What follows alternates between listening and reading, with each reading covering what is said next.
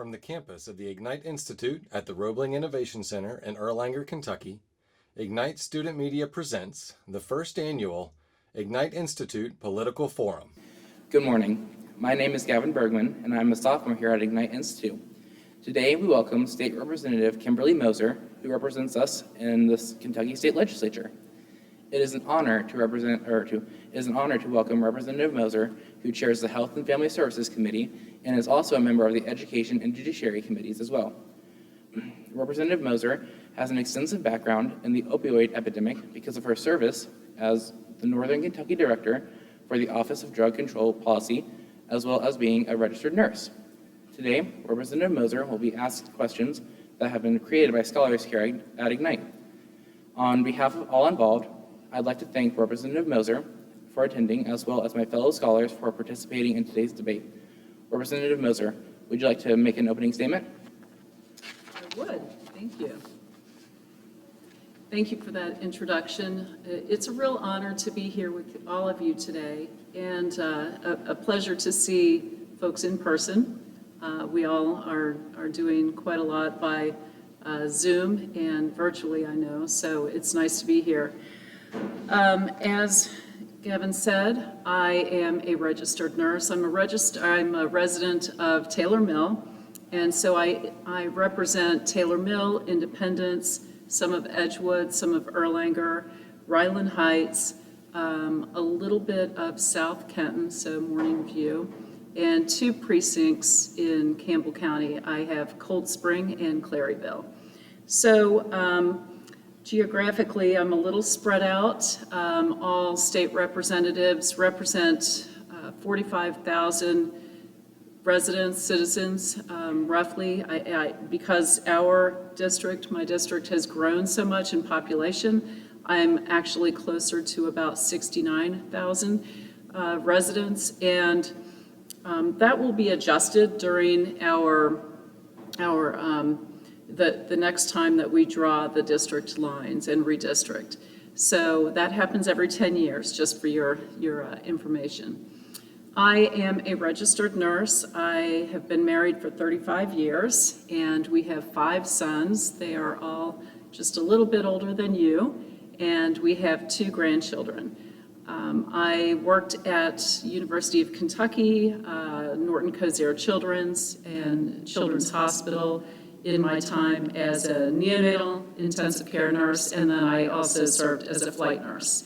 I, as you would imagine, was pretty busy with my 5 sons, and did quite a lot of volunteer work in the community. I served on St. Elizabeth Foundation, the American Heart Foundation, American Cancer Foundation, and now I serve on the Diocesan Catholic Children's Home Board, as well as the Northern Kentucky Office of Drug Control Policy Board.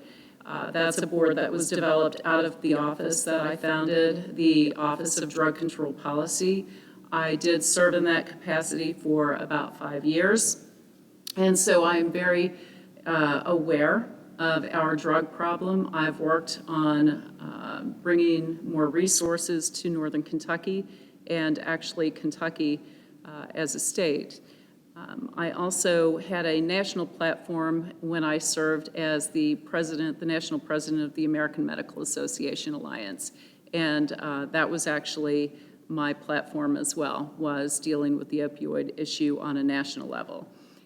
In the legislature, I was elected first. I was first elected in 2016, and so starting with the 2017 session, I, right off the bat, introduced legislation to reduce the number of opioids which could be prescribed to 3 days, a 3-day limit.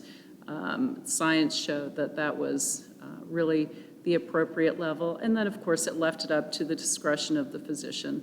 So I look forward to getting into a little more detail on some of my legislative issues. I really appreciate this opportunity, and I just want to thank you for your involvement, for your interest. I really love seeing young people getting involved and taking a real interest in the policy decisions that are made, because policies really do affect our lives in many, many ways. So I look forward to continuing the conversation. Thanks for having me. Hello, my name is Chloe, and I am a freshman here at Ignite Institute. Kentucky had 648,369 students enrolled in a total of 171 school districts. The computer-to-children ratio is 1 computer to every 16 students, as well as 40% of students are eligible for free or reduced lunch. The average for spending per pupil is only $14,063, ranking at 35th in the nation. What are you planning to do in office that will help us better these numbers? So your question is about how do we improve the access to technology for students? The spending to all students, the amount of money spent for students in Kentucky. As a whole? Yes. So we have the SEEK formula, which I'm sure you're aware of because that's what your question deals with. And we have, of course, revenue issues in Kentucky like most states. So it's a real balancing act to try to make sure that we have enough funds for the students. Now the SEEK formula, its goal is to provide fairness across the state. Now, some of the complaint about that is that the wealthier school districts put more money in, but everyone gets the same amount. But it's fair. To your well, generally speaking, we deal with the budget every 2 years. This year, we're going to have to do another budget because our time was cut short with COVID at the end of last session, and last session was our budget year. So we don't typically work on the budget as a whole every year, but this year we will. We always hear from schools, we always hear from teachers about the lack of funds. I think right now, for this year, with the revenue shortfall that we're seeing and we're having right now, we probably will be a little more dependent on those federal CARES Act dollars that come in. And so we are talking about how to improve broadband, how to improve technology, because now, as you all know, we're dealing with this kind of hybrid situation in non-traditional instruction. And kids, you mentioned the computer situation with some children. And I'm very concerned that we are asking schools and asking families and students to participate in non-traditional instruction, yet we don't have broadband access across the state. So that is something that we are looking at. That would be probably a separate funding mechanism than the general education.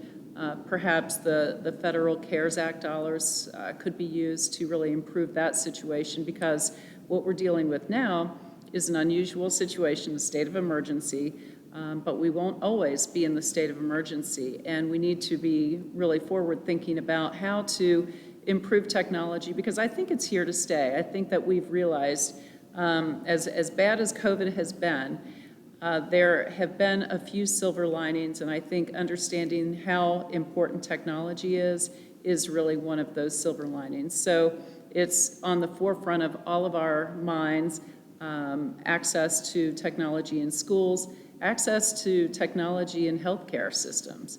And I understand that you're all pre-nursing, so telehealth might be of interest to you as well. But this is something that we constantly work on.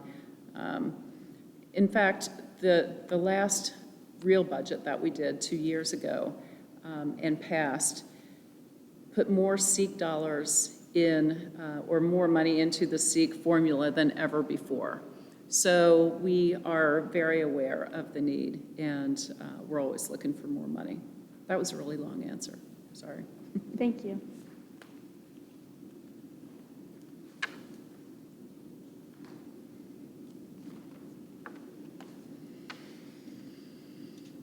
Hello, my name is Rachel, and I'm a freshman here at Ignite.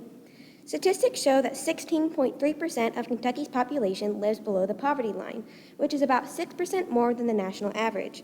Kentucky has reached the top 10 largest poverty rates in the United States in recent years. Factors such as hunger, climate change, and lack of education all contribute to poverty. What would you do to ensure that the poverty rates in Kentucky decrease? Well, I think it's important when we are talking about poverty that we're also looking at the overall economic picture of Kentucky, because when we can attract companies to come to Kentucky, then we improve the job outlook.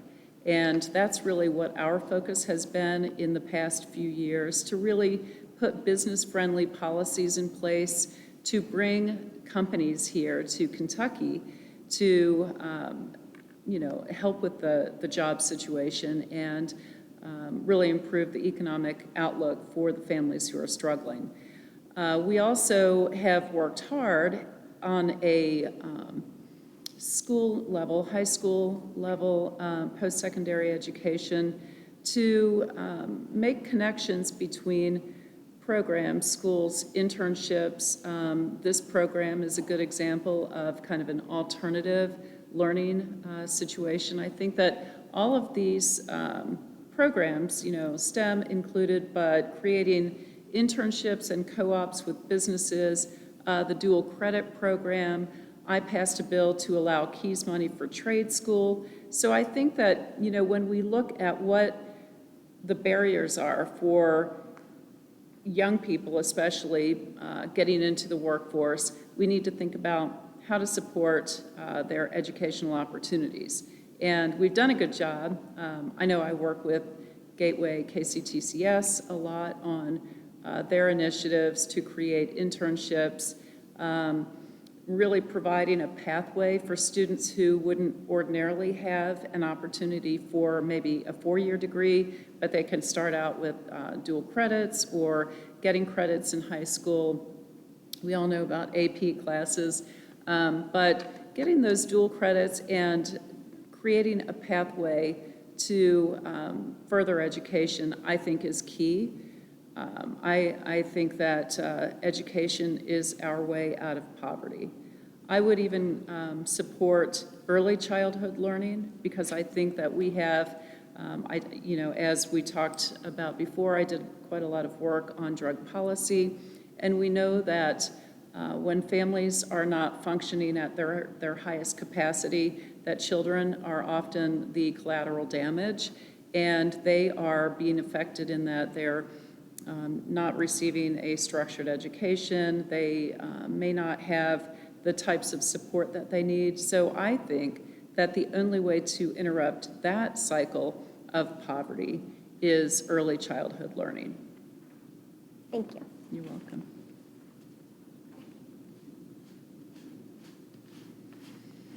Hi, my name is Sheridan and I'm a freshman at Ignite. Mental health is something that is very stigmatized in Kentucky and especially in the more rural areas of our state. Suicide rates in the U.S. are 4 times higher than the rate of those murdered and 3 times higher than the rate of those killed in traffic accidents.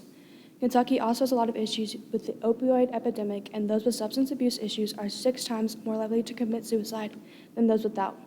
What do you think should be done to destigmatize mental health issues and help people have better access to professional help? I really appreciate that question, because that's exactly what I work on. I am very aware of the problems with our overdose and addiction issues. I understand mental health and the ways that it affects individuals and families and our communities. I think that we've made a lot of headway in destigmatizing addiction and being able to talk more about mental health than we have certainly in the last 20 years. And I know that seems like a long time because you all are probably not even 20. I know you're not. So, but these conversations have been being had for a long time. And I can go through some of the things that I work on. I passed a bill last year to implement mental health first aid in schools, and it's a program not just in schools, but really for anyone who deals with the public. Mental health as we know, really underlies many of the difficulties that we see in our society, and people just don't get the treatment that they need. So what this would do would provide kind of a very basic training for anyone who deals with the public at large and students and firefighters, you name it. It can be used with faith-based groups, but it would allow individuals to identify a situation or a crisis that someone's having and then refer them to resources. So it doesn't replace counseling. I am working with the Cabinet for Health and Family Services on school-based health centers, and again, getting counselors into schools. I actually just pre-filed a bill on mental health parity, and that would align the state mental health parity laws with our federal Mental Health Parity Act. And that was passed 2006 or 8, I can't remember exactly, on a federal level, but we know that states are not covering mental health care the way they cover other health care. And obviously, you know, we feel that that insurance companies should cover it, and that's really what this is about. I also just pre-filed a bill to implement a severe mental illness task force, because this is an issue that we keep talking about and we haven't found any sort of resolution. So I'm sorry, I didn't even see the timer. I wasn't paying attention. I went way over before. So I work on these issues a lot. I work on criminal justice reform and addiction, reentry, all of those situations. But I'll just close by saying that mental health really crosses, and I like to say you know, these issues are cross-pollinating across all of our departments. As was said, I sit on education, judiciary. I also sit on licensing and occupation, but I chair health and welfare, and so I deal with mental health issues in all of my committees. Thank you. Thanks.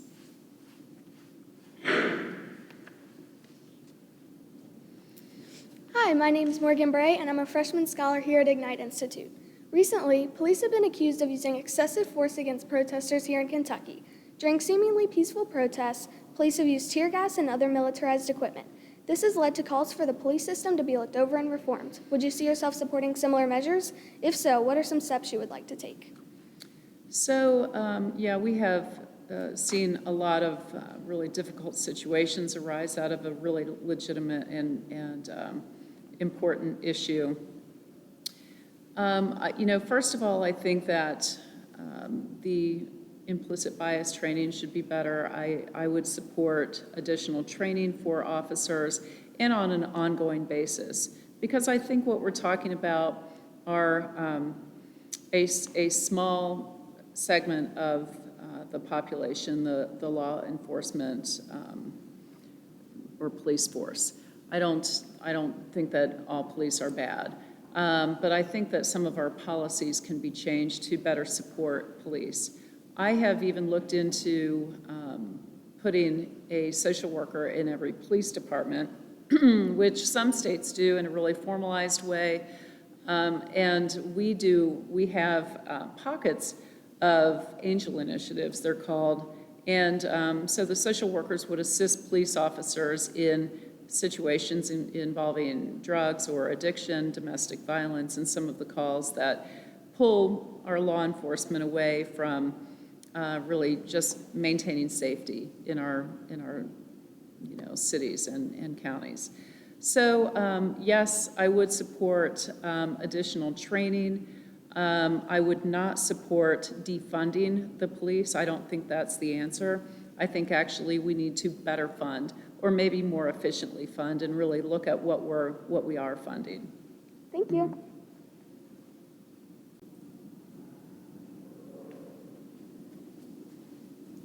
Hi, my name is Tiffany, and I'm a freshman here at Ignite Institute. As you might know, Kentucky is one of the leading states when it comes to teen pregnancy, with 27.3 births for every 1,000 women aged 15 to 19.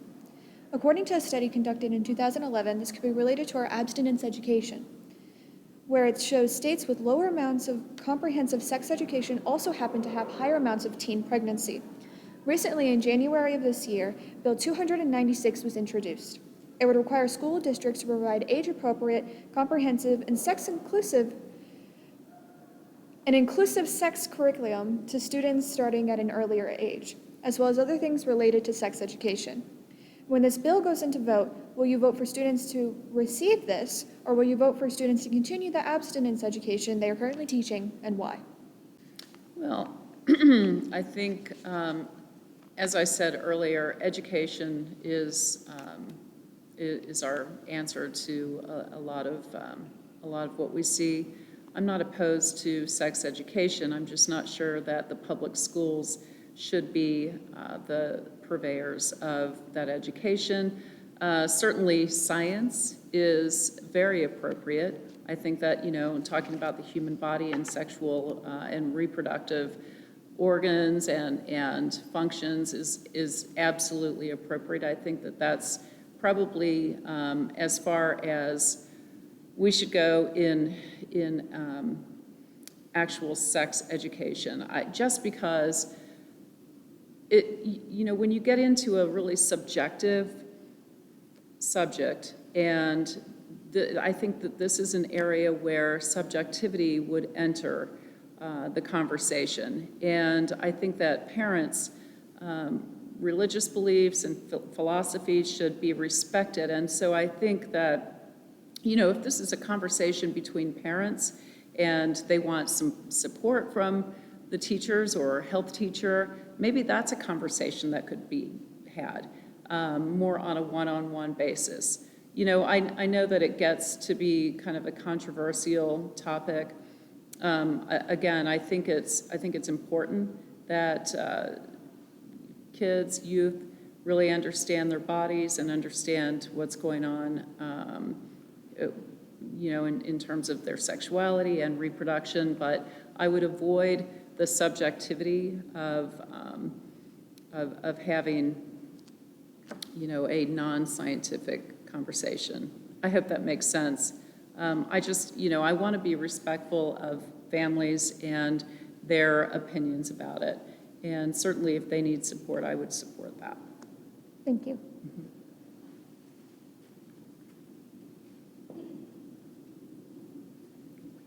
Good morning. My name is Elena Zadarsky, and my question is on criminal justice and opioids. Kentucky's repeat offender law largely contributes to the overcrowding of Kentucky prisons.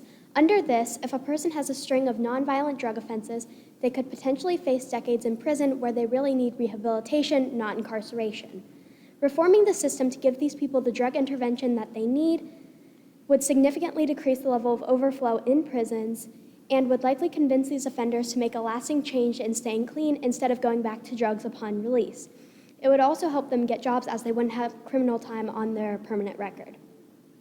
So, do you think that providing rehabilitation to nonviolent drug offenders would make a positive change in Kentucky's opioid epidemic, or do you believe that they should still face incarceration? Thank you for that question. I am a huge supporter of criminal justice reforms that involve adding treatment and reducing phenylalanine Ds to a misdemeanor A and increasing supervision. I worked on that as the Director of Drug Control Policy. I actually helped put drug treatment in the Kenton County Jail. We have a very robust treatment curriculum now and program, and actually, I don't know the most recent numbers, but we, I think at last count, had a dorm of 130 men who were participating in drug treatment in Kenton County. In there, it's called a jail SAP, and it's a jail substance abuse program. And then we had a separate women's pod that served about 50 people, 50 women, and there's always a waiting list. So a few things that I've worked on in the legislature. I mean, I worked on a huge criminal justice package to reduce the, as I said before, the felonies to misdemeanors, so that individuals who have a drug problem not only get the treatment that they need, but they don't have a felony following them for the rest of their lives. I am in full support of expungement laws when someone has served their time, and especially if they've performed treatment or gone through treatment. I think they should get credit for that. And I think that they should, be able to have their felonies expunged. Oh my gosh, I work on this so extensively. In fact, I'm just putting together a reentry simulation so that we can educate other legislators about this, because not everyone works in this field and not everyone understands that. And just as an aside, I don't know if you know that we are a citizen legislature and that everyone kind of comes with their own jobs. And so we have a lot of people who are not healthcare, don't have a healthcare background and so forth. So I think that educating folks about the revocations, which you alluded to, if somebody is in jail, they spend a little bit of time in jail, they get no treatment, we have this kind of revolving door of relapse and recidivism, and it's very dangerous to families. It's really expensive to taxpayers to continue that cycle. So I agree with you that we need to introduce more treatment. We need to and just make sure that we're breaking that cycle, that revolving door in and out of the criminal justice system.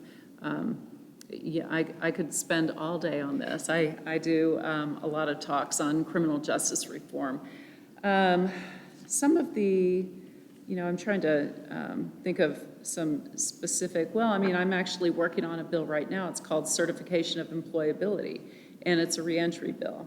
And so it would give individuals who are incarcerated an opportunity to attend treatment, do continuing education, get their GED if they need to, or even work on an associate's or a bachelor's degree while they're incarcerated and get credit. And it would allow them they would leave prison or jail with a certificate that showed all of their accomplishments and tie them to jobs. And so it would even include job training. And so it's an ongoing conversation that we're working on. One last thing that I'm working on that topic is I amended House Bill 1 last year with an amendment that required the Cabinet for Health and Family Services to apply for, it's called an 1115 waiver. It's really kind of an exception to Medicaid. Right now, Medicaid is not allowed in jail. You can't use it during incarceration, yet most of our population are Medicaid eligible. And Medicaid is the safety net for poverty, for individuals in poverty. So we know that a lot of our incarcerated individuals fall into that category. And so what this waiver would do would be allow Medicaid for treatment in jail. So, yes. Thank you. I appreciate your question very much. Thank you. You're welcome.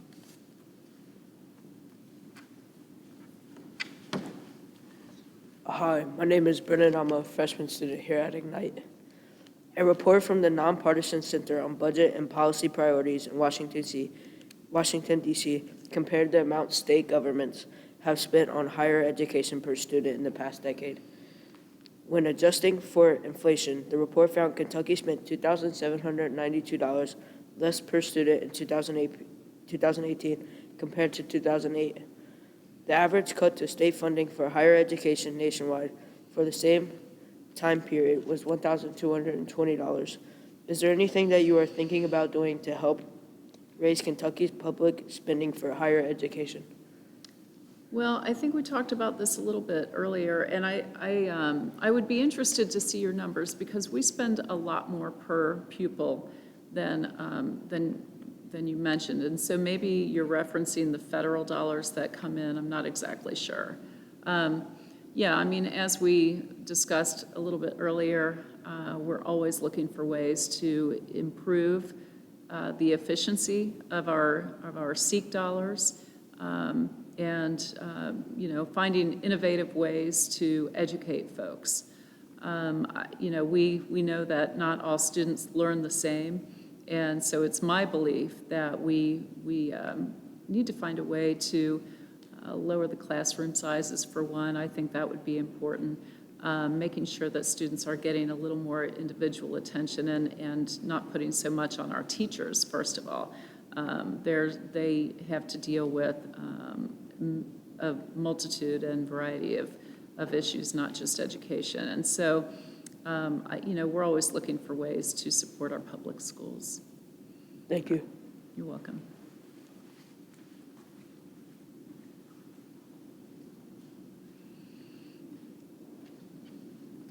Hello, my name is Valeria POLION, and today my question is about Kentucky's economy. Do you mind Kentucky's taking e- your mask off so I can hear you? Oh, sorry. That's okay, thanks. Hello, my name is Valeria POLION, and today my question is about Kentucky's economy. As we all know, Kentucky's economy has been one of the worst state economies in the U.S. Kentucky came in number 41 and also number 42 for economic health. How will you improve the economy considering all the damage COVID has done this year? Yeah, really good question. I mean, we need to improve our revenue streams for sure, and we really don't have any place to cut. Our budget is pretty bare bones right now.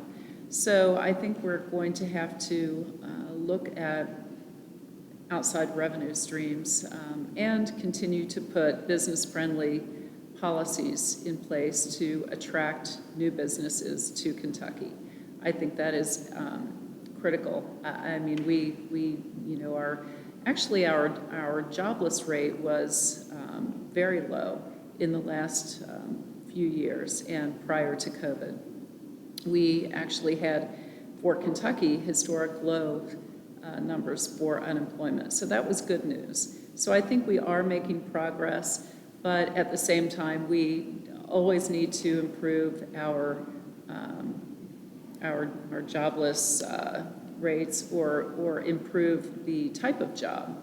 We have lots of folks who are working 2 jobs and 3 jobs to make ends meet, and so we need better jobs in Kentucky, in addition to, just overall bolstering our economy, because we know that as we improve our economy, we improve our revenue through taxes but we do need to increase incentives to bring business here, and I'm in favor of expanding sports wagering, things like that. That would bring in additional money. But they're also, in my position as chair of Health and Family Services, I also have the opportunity to see where we have duplicate services, we have waste, and we have some fraud going on in certain situations. And so I think in all of the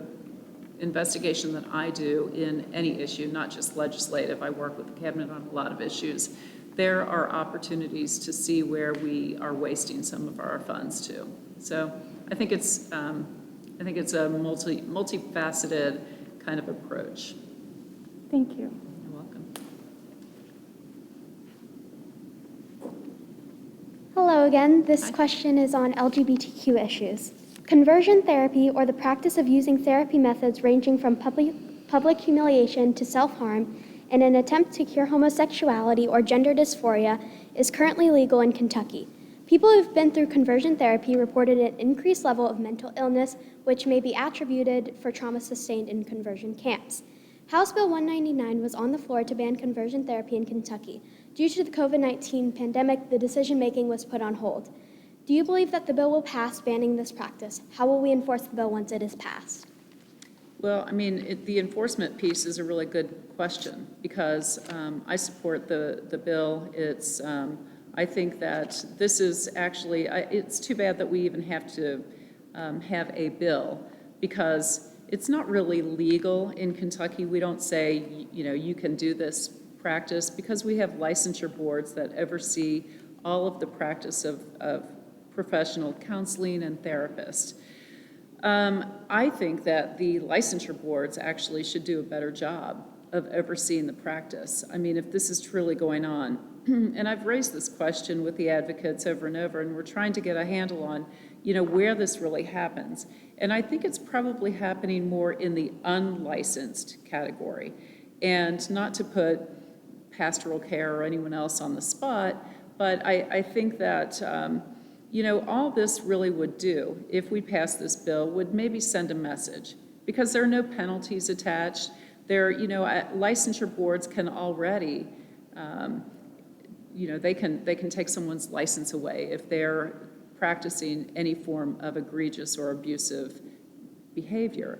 And they have a whole process for dealing with that. So I don't think that, passing this bill is going to make a big difference. I think it's, I think it's just kind of sending a message. And really, I've tried to drill down on what's the real issue that we're dealing with here. And I think it's suicide prevention, because I think what we're talking about with conversion therapy is that it increases the likelihood of suicide or suicidal ideation. And that's really what we need to focus on. So, we don't want people to be abused in any situation. Certainly, if this is going on, I think that we need to highlight it. But is this going to make a difference? Probably not. Thank you. You're welcome.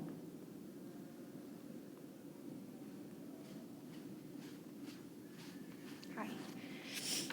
Kentucky has not previously allowed betting or gambling unless it's related to wagering on horse racing. This has been a potential loss of revenue to Kentucky and has put it behind its neighboring states. Locally, Churchill Downs just opened Newport Gaming and is building a new site at the old Turfway Park. This location would have horse racing machines and could provide many new jobs to the area. According to Andy Bashir, historical horse racing is an important part of Kentucky's economy that supports jobs and contributes over $21 million to the state's budget.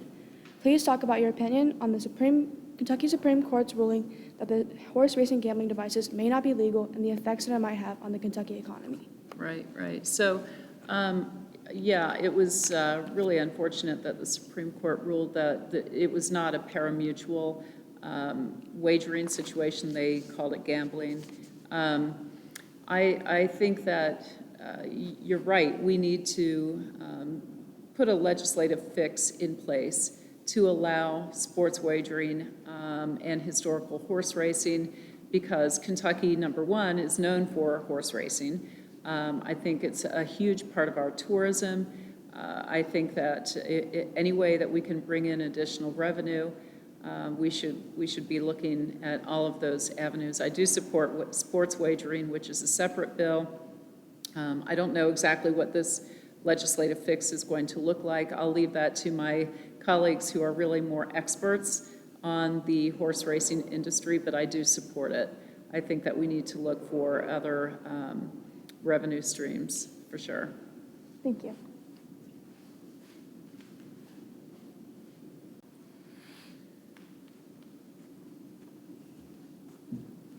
As the election nears, anxieties about voting both across the state and country have increased. With the spread of the coronavirus, many have become anxious about voting in person in fear of catching the disease. To counteract this, Kentuckians have been able to request ballots in the mail. This has led to debates on the security of mail-in ballots and fear that they would become lost or fake ballots would be used.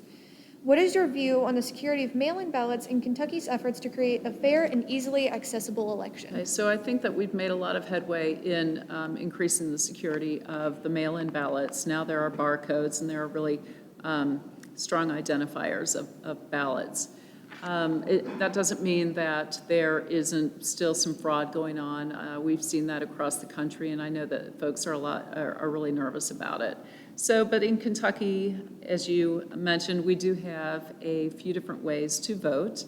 October 9th was the deadline to request your absentee ballot, but if you have that in your possession, absolutely vote by mail and make sure that you sign the inside and the outside of the envelope to make sure that it's counted.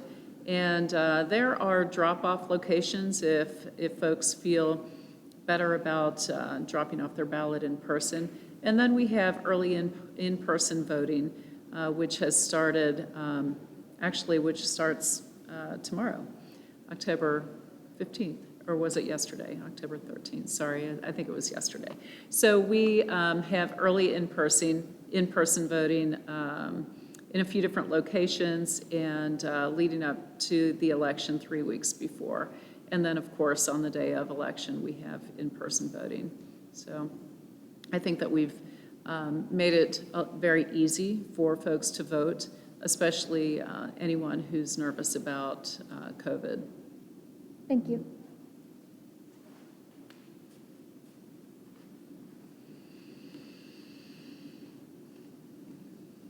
Hi, my name is Sophie, and I'm a sophomore scholar here at Ignite.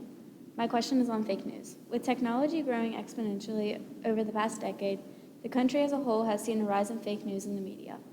Different news channels will often give completely different information and can misinform viewers about important issues. With the upcoming election, what from a legislative point can be done to help prevent the spread of fake news?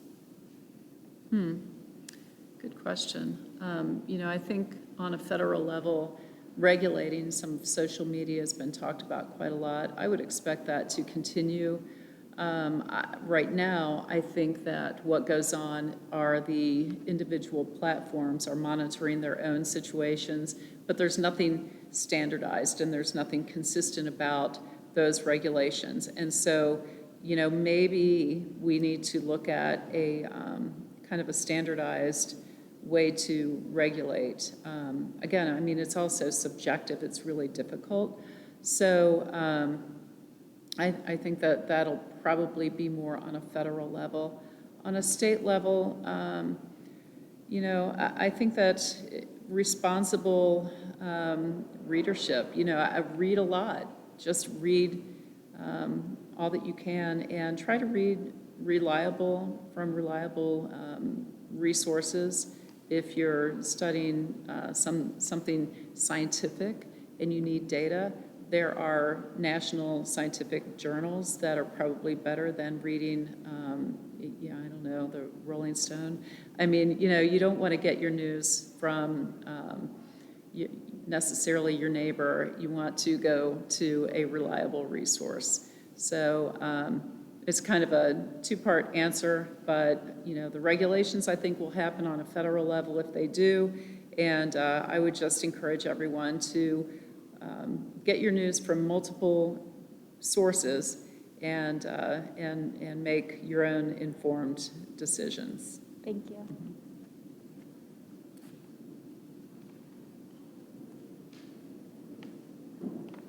Hi, my name is Brooke. I'm a sophomore scholar at Ignite. The coronavirus global pandemic has been among the top issues facing 2020 and for the foreseeable future. Both nationally and within the state of Kentucky, the handling of the virus has become a political issue with some striking differences amongst party lines. In Kentucky, for example, there have been strong partisan debates on mask restrictions, the closure of businesses, and students returning to school.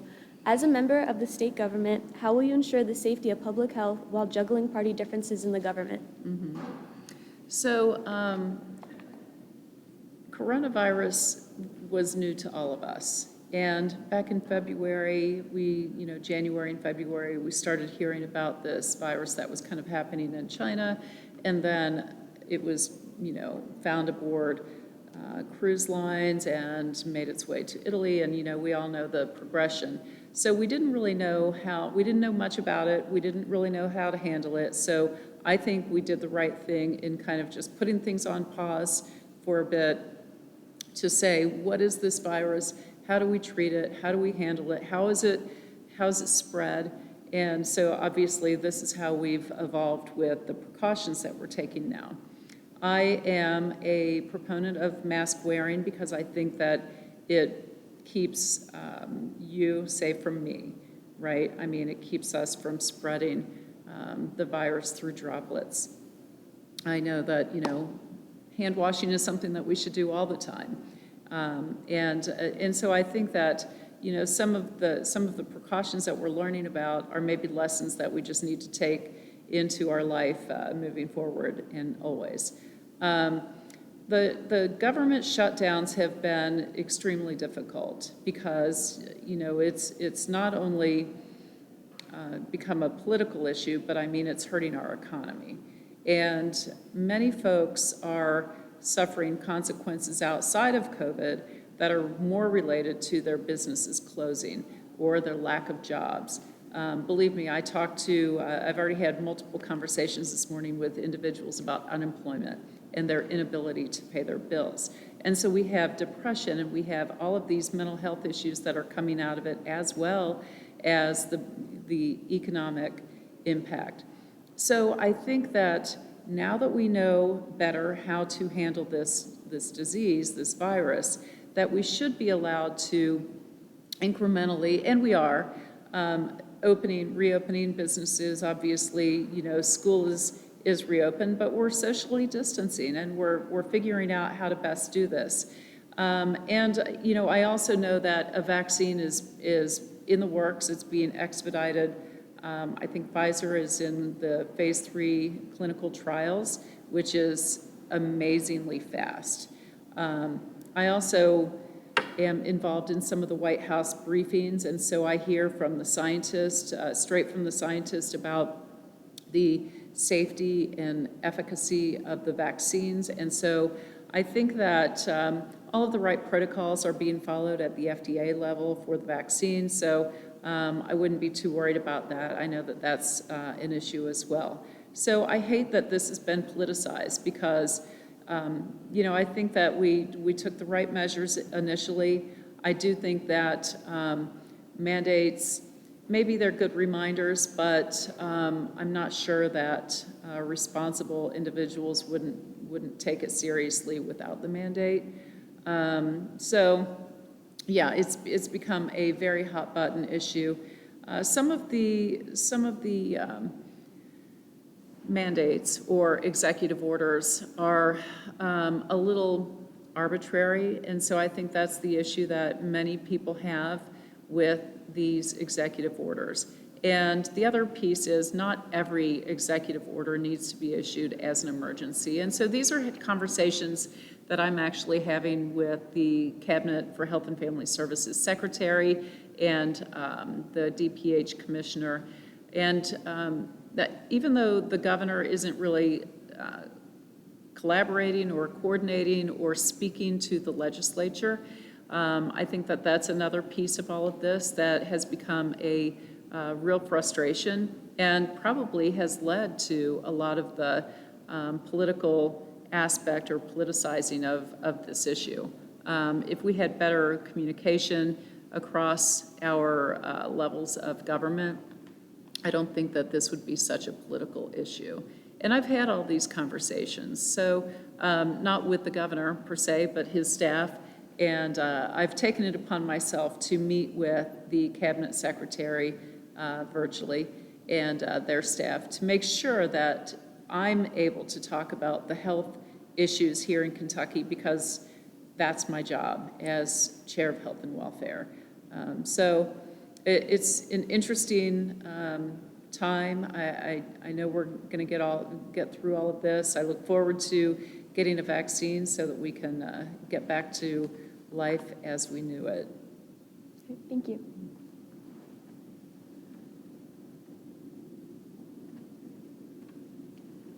Hi, my name is Steph, and I'm a sophomore here at Ignite. Former Louisville Police Major Bridget Hallahan voiced that people who are a part of Antifa and the Black Lives Matter movement are punks who are not important. She sent an email to her colleagues disregarding the movement and reported that her colleagues, other officers, agreed and supported her claims. With that being said, how would you feel about officers with derogatory bias being able to work in the field? How would you ensure that innocent people won't be harassed by an officer's bias? Yeah, I mean, you know, as I mentioned before, I think it's important to have better training and ongoing training. And, you know, certainly, as in any job, if you are out of line, then your supervisor or your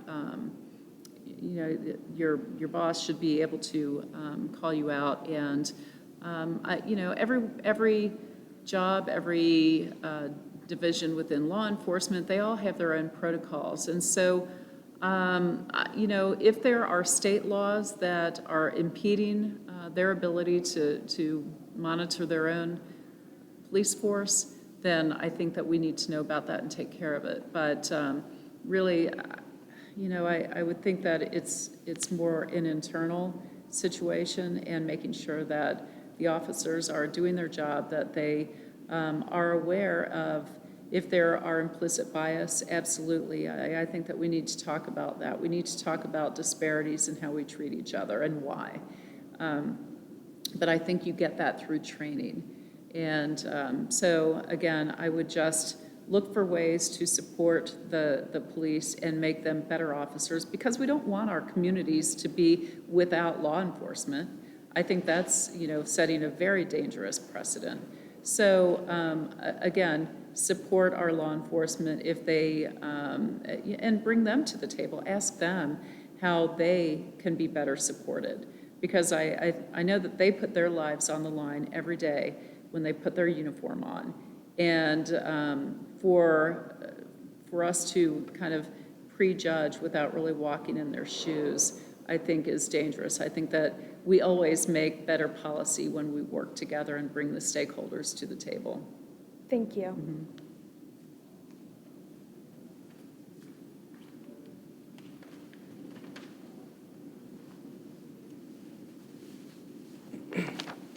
Thank you so much for coming, Representative Moser. We are all very appreciative of you answering our questions as thoroughly as possible. Thank you. I really appreciate this opportunity. It's been really great to be here, really great questions. I appreciate the thought that you've put into all of the questions that you asked, just that you're thinking about these issues. And, you know, I think that's how we make a difference is by talking about things and not being dismissive of one another. So I really appreciate all of your work. Thanks for having me.